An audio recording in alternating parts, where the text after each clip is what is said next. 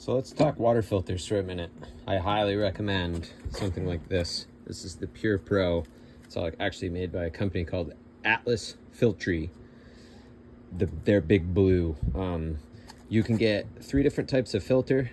A wound filter, a hard, I don't know exactly what the media is. I think it's a pressed calcium. And then there's a charcoal filter. Charcoal is usually for smells and other things. And then the other 2 are, one is better than the other. I'm not a big guy on the chemistry of filters, but one thing that I wanted to talk about is when you buy these, you go to a big box store, these are plastic wound threads.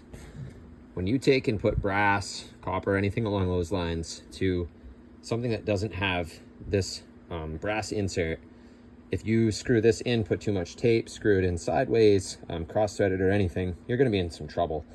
Make sure when you buy these, you go to a plumbing supply house and pick yourself up one of these filters. You're going to spend a little bit more money, but who wants to replumb this thing in the event there's an issue? And then 7 wraps of tape is what I always do. And then I use my favorite product, Gasoila. This stuff is meant to be used for water. So you always wrap first with PTFE tape. And a big shout out to my favorite PTFE tape manufacturer, Blue Monster, and the boys that rep this up here in Maine. Thank you. Appreciate your product. And then we'll go over, and it's going to be a little dark. I apologize. I don't have a light here, but you can see here where this situation doesn't make a lot of sense. So you have one line here with a backflow preventer, and then they came up and they piped off of this. So in the event this guy ever leaked, you'd be screwed. You'd be taking the water completely off. So what we're actually going to do is we're going to cut out this. We're going to repipe all of this. And then if you look at my Facebook page, there's a classic example. What you want to do is unions are a great idea. That's what you've got here, right? There's one there, one there. There's a shut off here on this and a shut off here. So you want to be able to isolate the filter. So when you drain it down and you change it, you're not having to shut the whole house down. The one thing that we're actually going to do is we're going to come off this tee, we're going to cut this out, we're going to put the filter in, and then we're going to do a bypass around using this, and then we're going to tie everything back together here. So that way, in the event this was to ever leak or the filter gets plugged up in the middle of the night, you shut off a couple of valves, and then you can bypass the filter situation itself. That's the way we do it here at Local Energy. It's the way I was taught. And then from there, yeah, so basically we'd recommend typically every 3 months the filter that you install in your filter housing get changed.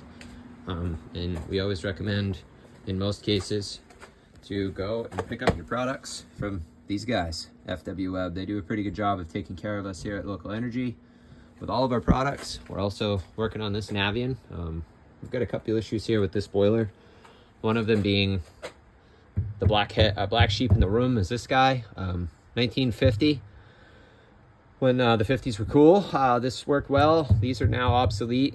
They don't really work very well. And then I don't know why this is your water feeder that provides, basically steps down from whatever street pressure is to 15 PSI or whatever it's preset to. As water flows through, it's going to end up basically taking and having sediment that falls. Why do you want this to be feeding water right back up into it to send the sediment through the lines? It doesn't make sense. We are going to go with our favorite from our brand partners here from Caleffi. This is their Discal. This has a media inside of it that's plastic that doesn't break down.